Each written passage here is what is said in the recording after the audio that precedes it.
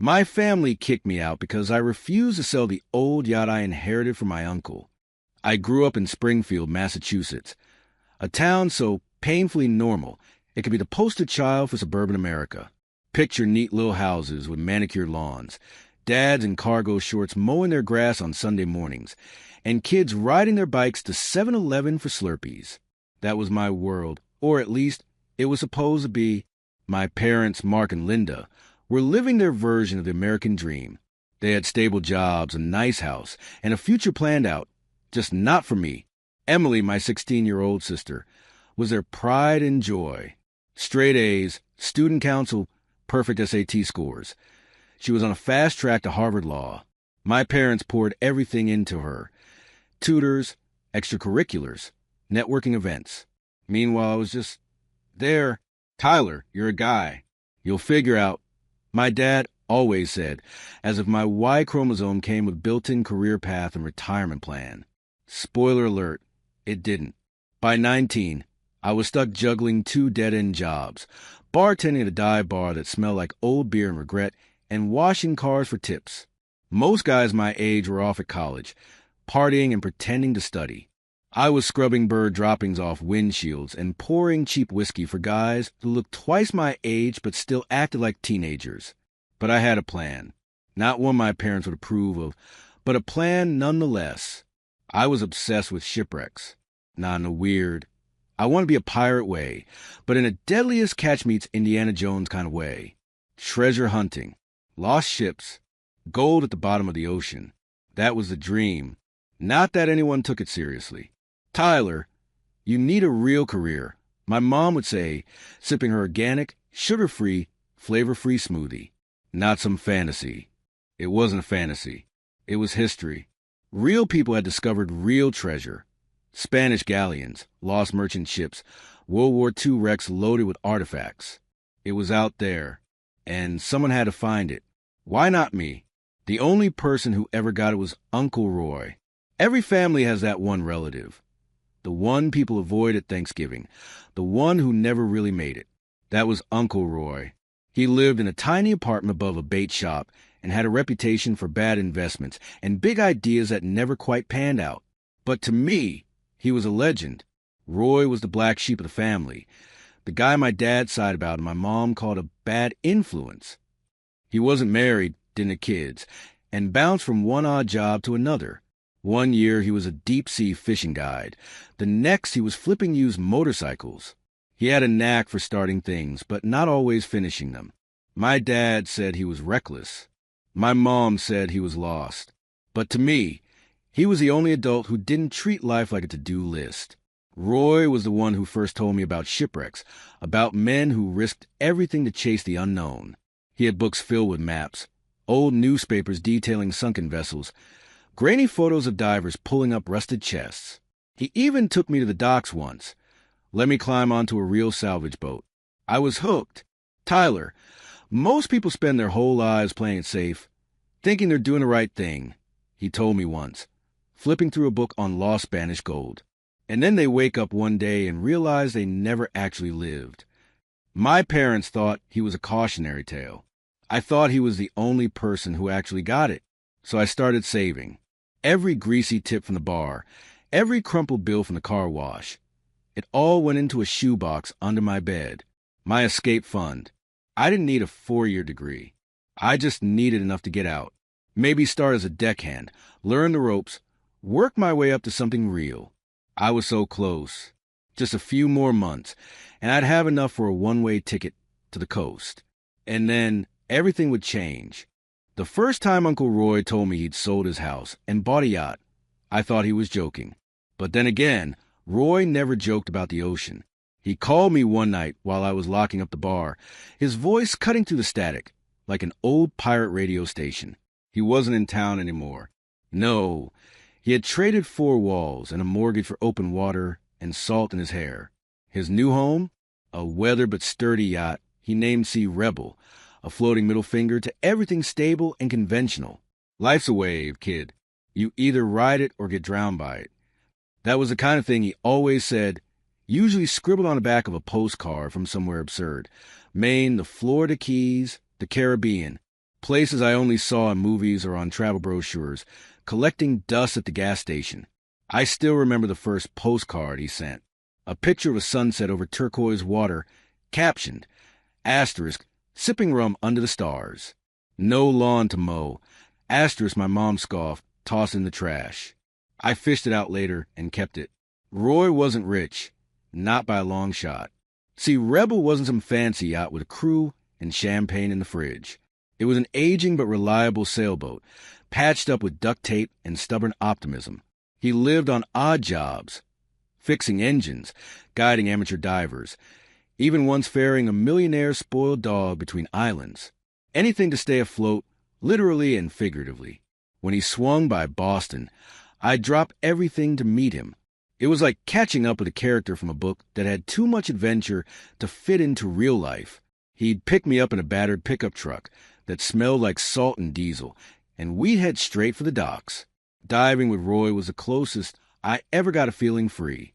There was no college application, no real job talk, no comparison to Emily's latest academic conquest. Just water, endless and indifferent, swallowing the past like it never happened. We'd dive in the cold Atlantic, searching for anything the ocean had swallowed over the years. Bottles, coins, old anchors, mostly junk. But once we found a rusted ship's bell, Roy said it might have been from a merchant vessel that sank 100 years ago. We left it where we found it. His stories made everything feel bigger, more possible. He told me about wrecks off the coast of Maine, lost rum runners from Prohibition, British warships still holding secrets. But the one that always got to me was the Witta Galley. Roy spoke about it like it was some kind of holy relic. A pirate ship that wrecked off Cape Cod in 1717, filled with treasure.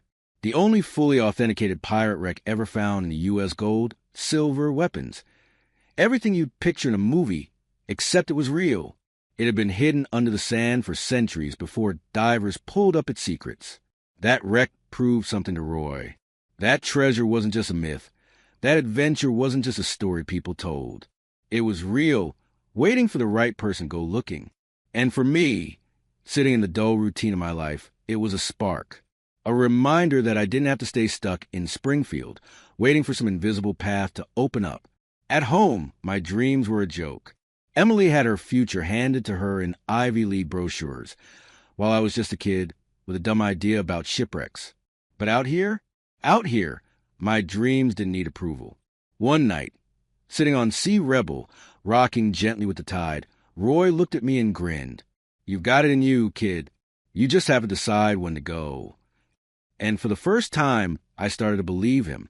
I knew asking my parents to help pay for the Massachusetts Maritime Academy was a long shot, but I did it anyway. I laid it all out. How it wasn't some half-baked fantasy. How it was a real career path. Merchant mariners made good money. The academy had solid job placement, and this was my way to a stable future. The kind they always said I needed.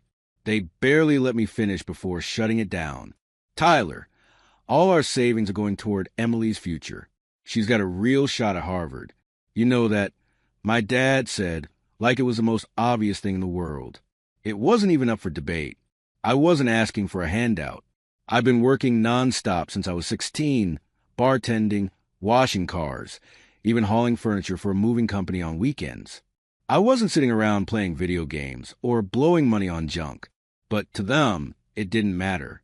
Every spare dollar went into the Emily Fund, because Emily was their future, their golden ticket, the investment that would pay off the whole family. Meanwhile, I was just supposed to figure out. They kept talking about sacrifices, about how they were doing everything for the family, about how Emily's success would help us all in the long run. 2 weeks later, they bought her a brand new Jeep Wrangler, a fully loaded, leather-seated, top-of-the-line Jeep Wrangler, a motivation gift for getting into Harvard. Even though she hadn't even been accepted yet, I was still handing over half my paycheck to help with bills while living in a cramped room with a sagging mattress from my childhood. But sure, Emily needed a Jeep to stay motivated. I wanted to let it go. I really did. But something in me snapped. Maybe it was the years of being second place, or maybe it was watching my parents beam at Emily like she had just cured a disease while I sat there invisible. Whatever it was, I couldn't hold it in. I pointed at the Jeep sitting in the driveway. Asterisk brand new. No miles. The kind of car people my age worked years to afford. Asterisk. I asked them how that was fair. I asked them why I was still busting my back at 2 jobs, while Emily got handed a car just for existing. They got defensive. My mom threw out the classic, "You don't understand how hard we work" speech. My dad said I should be happy for my sister. Then came the guilt trip. How I wasn't contributing enough, how they had done so much for me, how I was being selfish for even questioning it.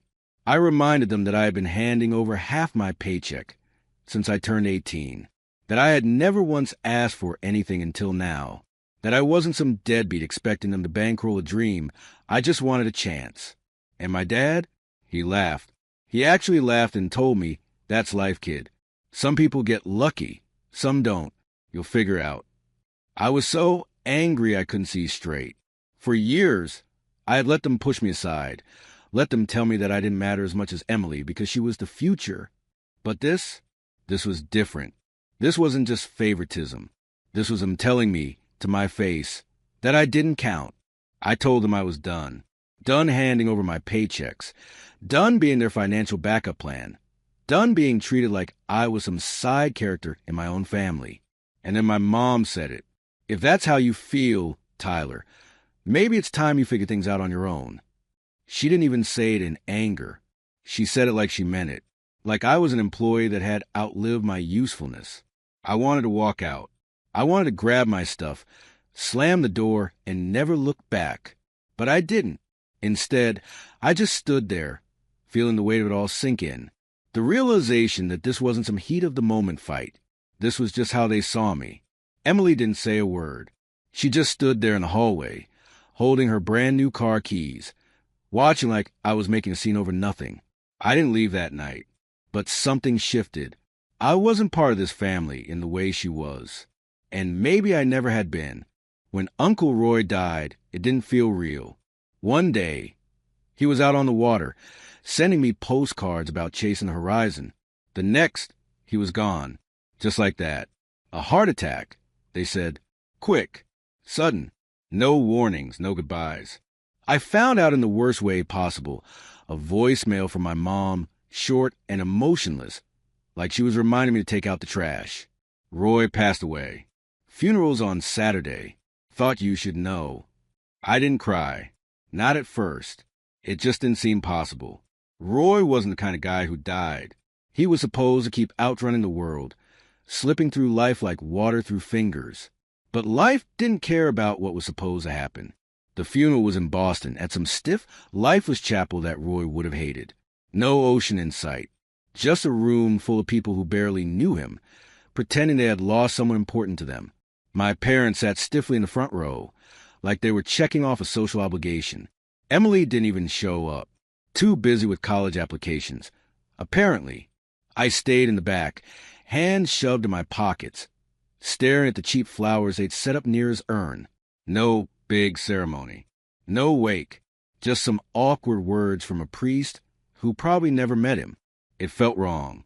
Roy deserved better. After the service, I stepped outside to get some air. The cold Boston wind cut through my jacket, and I found myself staring out at the skyline, thinking about all the places Roy had been, the places he'd wanted to go. He was never supposed to end up in a box on a shelf. He was supposed to keep moving, keep sailing, keep living. That's when the lawyer approached me, a stiff-looking guy in a navy suit, holding a briefcase that probably cost more than my car. He asked if we could talk privately. My parents trailed after me like they were part of the conversation. They weren't. Roy had left everything to me. See, Rebel, the dive gear, whatever was left in his bank account. Not much, but enough. My parents didn't even try to hide their shock. My dad scoffed like it was some bad joke. My mom just blinked, processing the fact that Roy, the family embarrassment, had left something valuable behind, and she wasn't getting any of it. The lawyer handed me the keys to see Rebel and a manila envelope with Roy's scrawled handwriting across the front. No long speech. Just a simple, final message from the only person who ever believed in me. I opened the envelope right there, hands shaking a little. Inside was a short letter, written in Roy's usual, half-messy scrawl. Kid, asterisk if you're reading this, I finally ran out of luck. About time, huh? But listen, this boat, this life, it's yours now. You've got the guts for it, and you've got the dream. Don't waste time waiting for people to approve. Just go, asterisk, fair winds and following seas. Roy. I read it twice, 3 times. My parents hovered nearby, waiting for me to say something, maybe waiting for me to offer something. I didn't. By the time we got home, the fight had already started brewing. My mom launched into it first.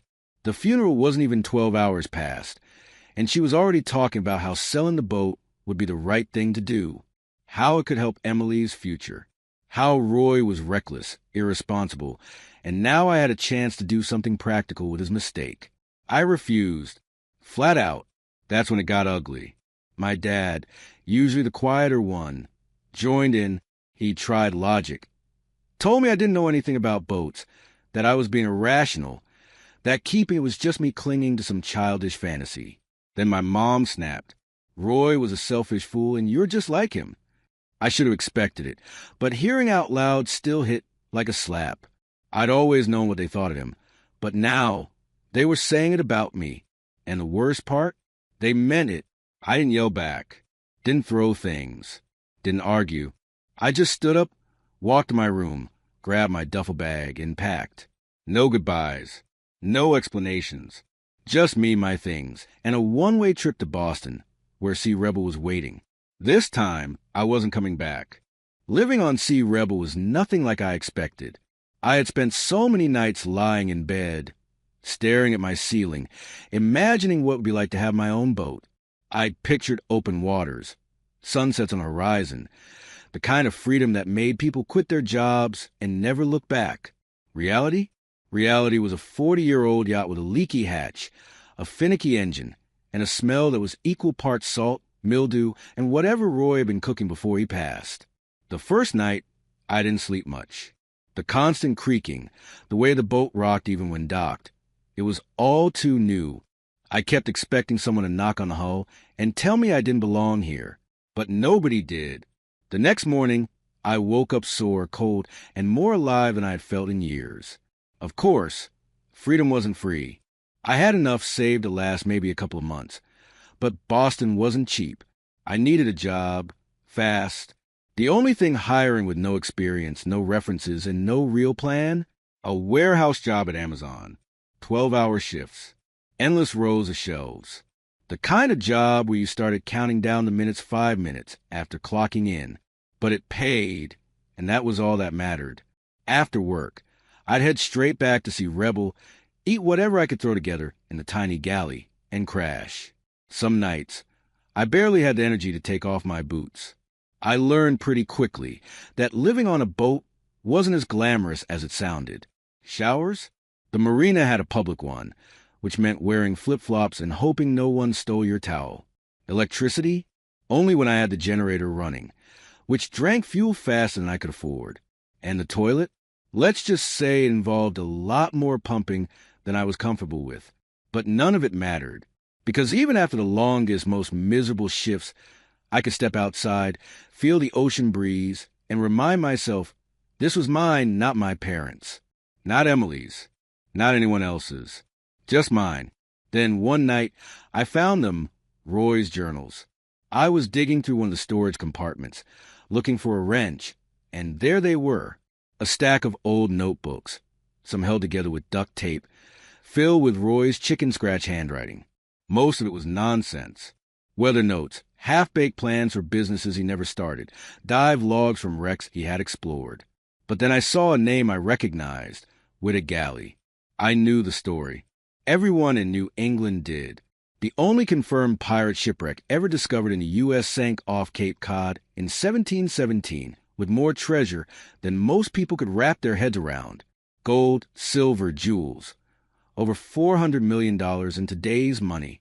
And the crazy part? They had only recovered a fraction of it.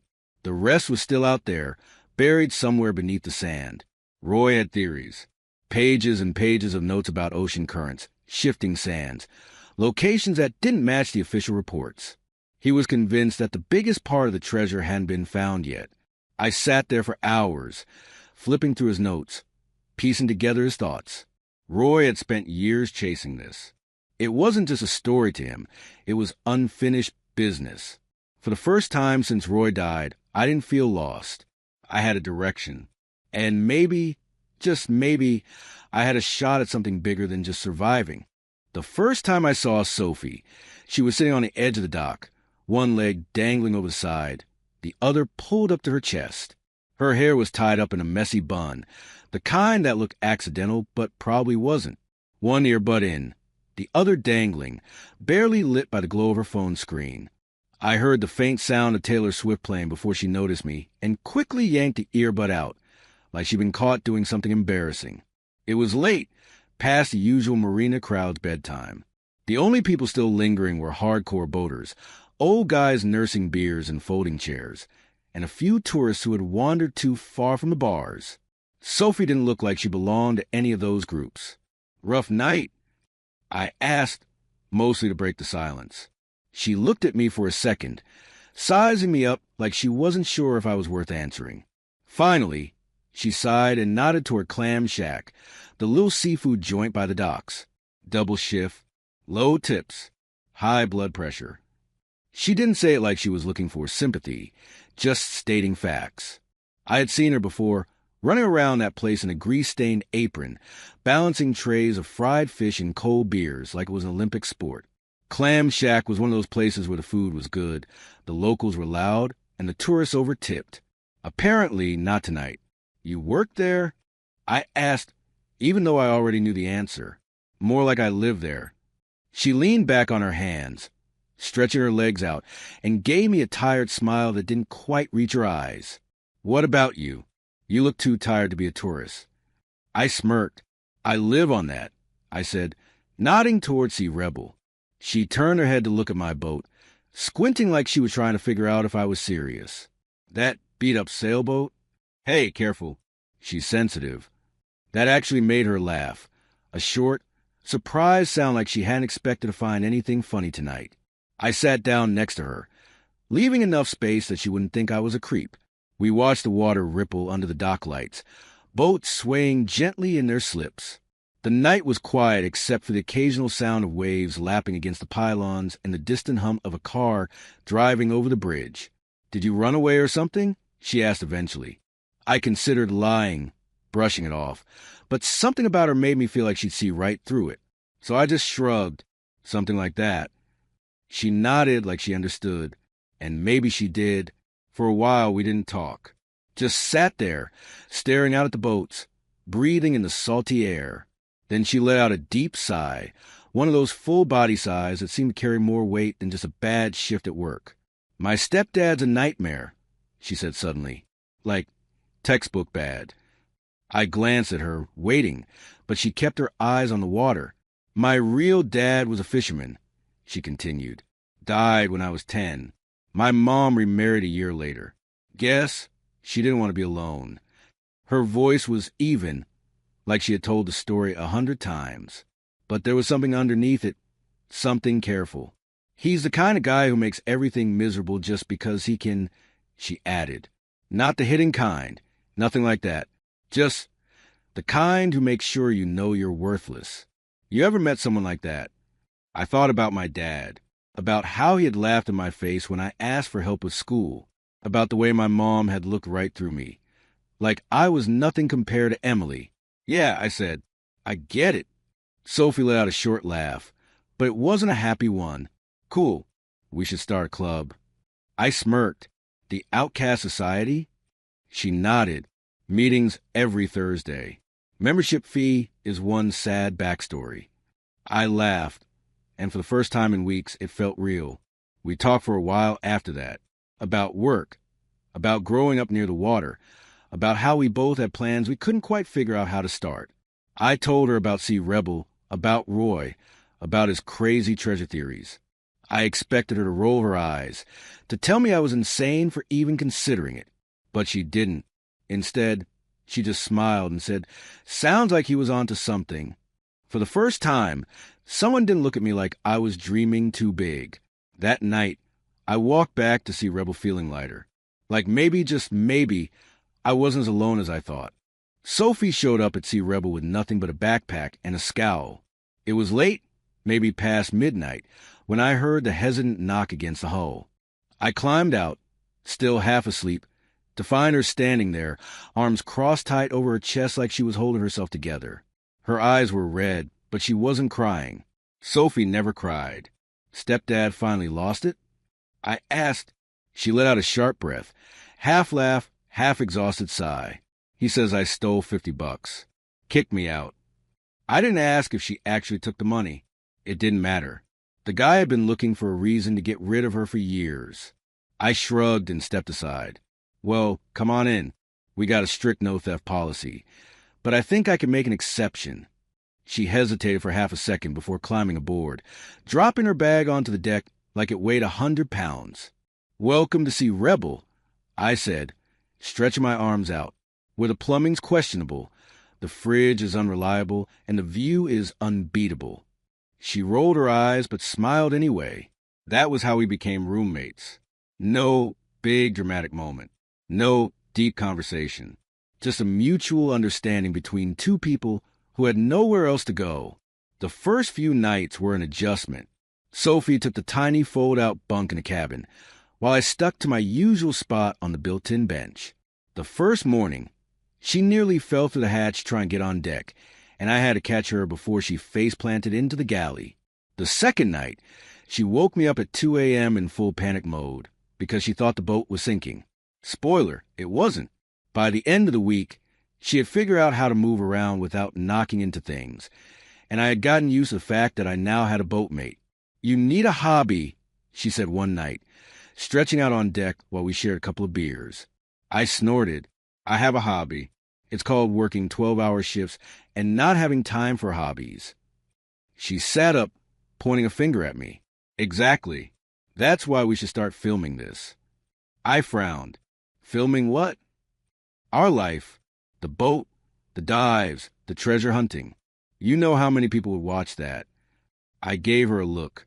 You think people care about us scrubbing barnacles off the hull?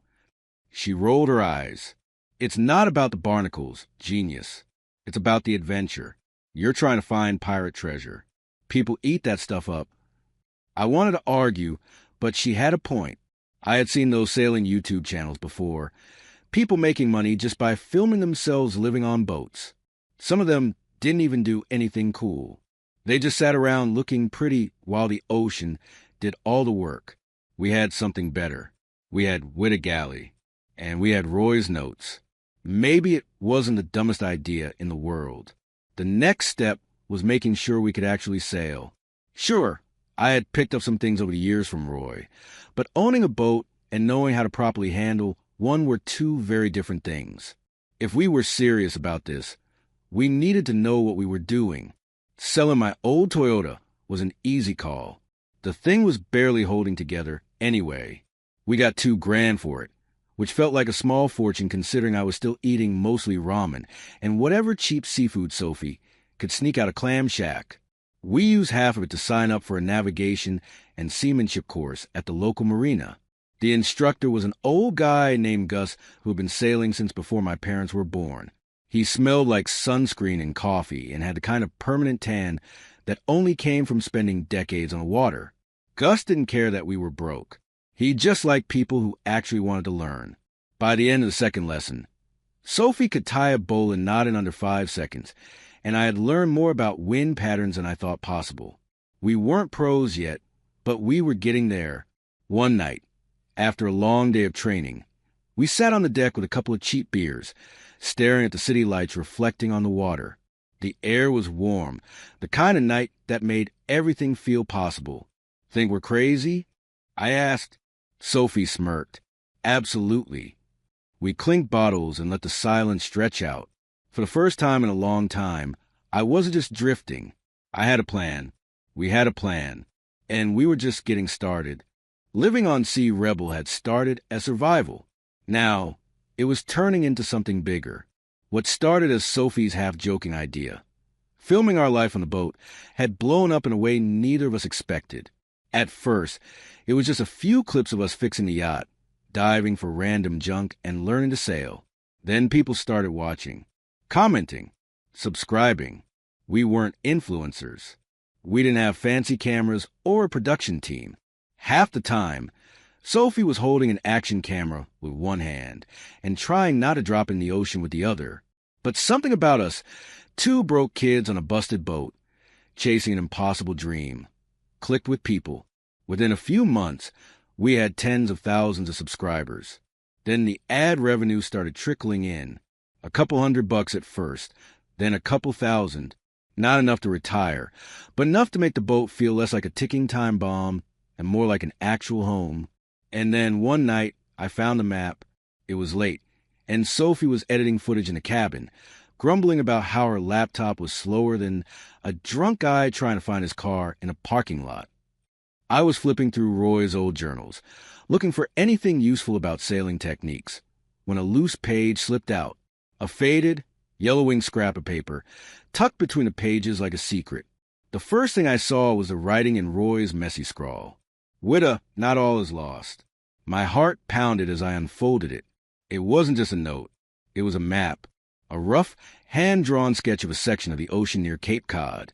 And scrawled at the bottom, in Roy's signature shorthand, were coordinates. I stared at it, barely breathing. Everyone knew the story of Witta Galley. It was the holy grail of pirate wrecks.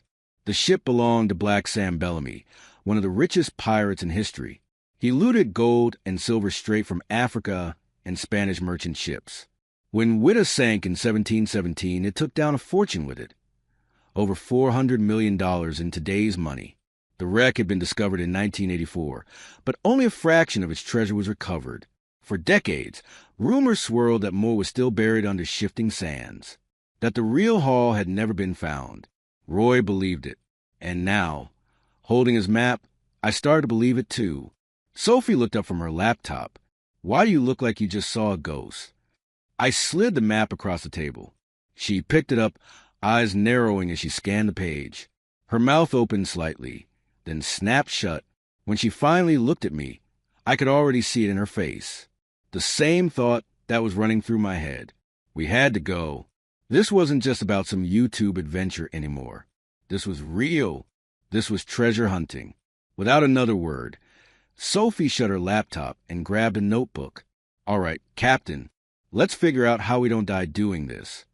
We didn't have millions of dollars in diving equipment. We didn't have a team of experts. We had an old boat, a handful of barely useful skills, and a YouTube channel that was suddenly funding our crazy ideas. And somehow, that felt like enough.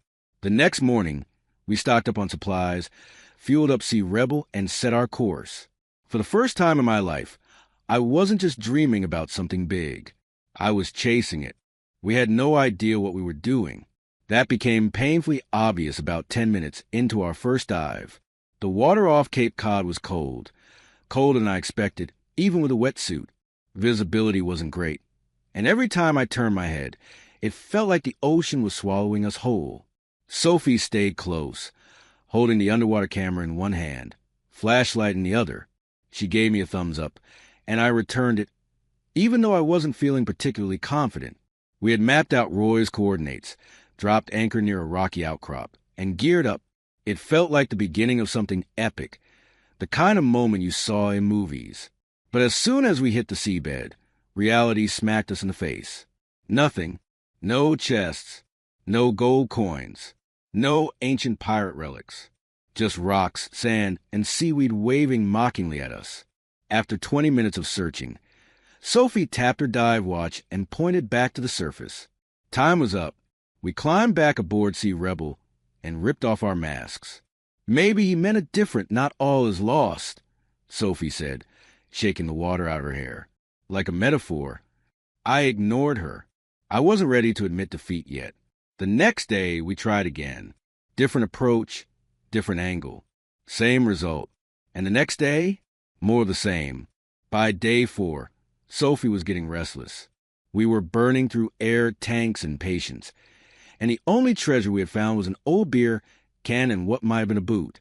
That night, sitting on deck, eating cold sandwiches in silence, she finally said it. We could always sell the boat and retire early. I gave her a look. She smirked. What? Sea Rebel would look great on eBay. I groaned, running a hand through my hair. We're not selling the boat. She held up her hands. Fine. One more try. Then I'm buying a ticket to Florida and becoming a bartender. The next morning, we suited up one last time. We were both exhausted. My body ached from diving, and the thought of coming up empty again made me want to punch a hole in the deck. But something in my gut told me this wasn't a waste. We descended, following a new route along the rocky ledge, deeper than before. The visibility was better today, the sunlight cutting through the water in streaks. I scanned the ocean floor, sweeping my flashlight along the seabed, searching for anything that looked wrong. Then I saw it, a glint. It was faint, barely noticeable through the shifting sands. I kicked forward, heart pounding, brushing away the silt with my glove. My breath caught in my throat. It was metal, old, rusted, but unmistakable. A curved edge half buried. My fingers ran along it, heart hammering. Sophie was a few feet away, looking at a coral formation. I banged my flashlight against my tank to get her attention. She turned, saw me gesturing wildly, and swam over. Her eyes widened behind her mask as she saw what I was digging at. Together, we clawed at the sand, revealing more. A hinge, a thick, iron-reinforced frame, a chest, a real, actual chest. We looked at each other, eyes wide. Sophie pointed to the surface. Time to go up. Back on Sea Rebel, we wasted no time. It took everything we had to haul the thing onto the deck. It was heavy, covered in layers of rust and barnacles. But it was real. Sophie stood there, hands on her knees, catching her breath. Then she looked up at me and grinned. Open it. I didn't need to be told twice. I grabbed a crowbar and jammed it against the rusted lock. It took 3 tries before the metal gave, the hinges groaning in protest. Then, with one final yank, the lid cracked open. Inside, glinting even under gray morning light, were stacks of gold coins, tarnished silver bars, and a handful of pearls the size of marbles. For a second, neither of us moved. Neither of us breathed. Then Sophie let out a yell, throwing her hands in the air, and I laughed loud, disbelieving, triumphant. We had done it. Against all odds, against every logical explanation, we had found something real. And our lives would never be the same. Finding treasure was supposed to be the hard part. Turns out, figuring out what to do with it was even harder. Back in Boston, we had the chest appraised by a group of experts who looked at us like we had just walked in with Bigfoot on a leash. They took their time, carefully examining each coin, each silver bar, running tests, talking in hushed voices. Then they gave us a number, $8.5 million. Sophie nearly choked on her coffee. I had to ask them to repeat it twice just to make sure I wasn't hearing things. We didn't sell everything. Some of the coins, the pearls, and a few gold pieces stayed with us. Souvenirs, proof that it wasn't just some fever dream. But the rest? That went straight to Sotheby's, and within a few months, our bank account had more zeros than I had ever seen in my life. For the first time ever, I wasn't worried about my next paycheck, and I wasn't going back to Amazon. The first thing we did was buy a new boat. Not just any boat. A real boat. Bigger, faster, built for real adventures. We named her Rebel's Treasure, a nod to Sea Rebel, to Roy, to everything that had gotten us here. We set sail, no real plan other than to see everything we had ever dreamed about. Florida, the Gulf Coast, the Caribbean, even up to Alaska just because we could. Every morning was a new place. Every night was another sunset over a different stretch of ocean. We were living the kind of life that didn't need a schedule. Somewhere along the way in Key West, I bought a simple gold band, pried one of the pearls from our haul, and set it in the middle. I proposed right there on the deck of Rebel's Treasure, with nothing but the sound of the waves and the city lights twinkling behind us. Sophie didn't even let me finish my speech before she said yes. We got married barefoot on the beach, the ocean our witness. No big fancy wedding. No family drama, just a few close friends we had picked up along the way. And for once, I didn't think about my parents, about Emily, about the life I had left behind. We bought a house on Cape Cod, a place with big windows that face the ocean, where I could wake up every morning and breathe in the salt air. It was never about the money. It was about this freedom, a life we built ourselves. I never reached out to my family, never felt the need to, but they found me anyway. It started with a message from my mom, some vague, awkward text that sounded more like a message you'd send to a coworker than to your own son. Something about how she saw a picture of me online, about how people were talking. Then came the call from my dad. They had questions. How did I afford a yacht? A house? What was all this nonsense about treasure? And then, the real reason for the call, they wanted to talk about sharing. Because, after all, we were family. I laughed. I actually laughed out loud. Sophie heard the whole thing from across the room, shaking her head before mouthing, "Oh, hell no." I told them the truth. My family wasn't a last name or a shared bloodline. It wasn't about who raised me or who I used to answer to. My real family was the ocean, the woman standing next to me, the life we had built, the freedom we had fought for. And that wasn't something they could buy their way into. I hung up, tossed my phone on the counter, and stepped outside onto the deck. The wind smelled like salt and adventure. Sophie joined me, leaning against the railing, watching the waves. We had won, not just the treasure, not just the money. We had won our life, and we weren't looking back.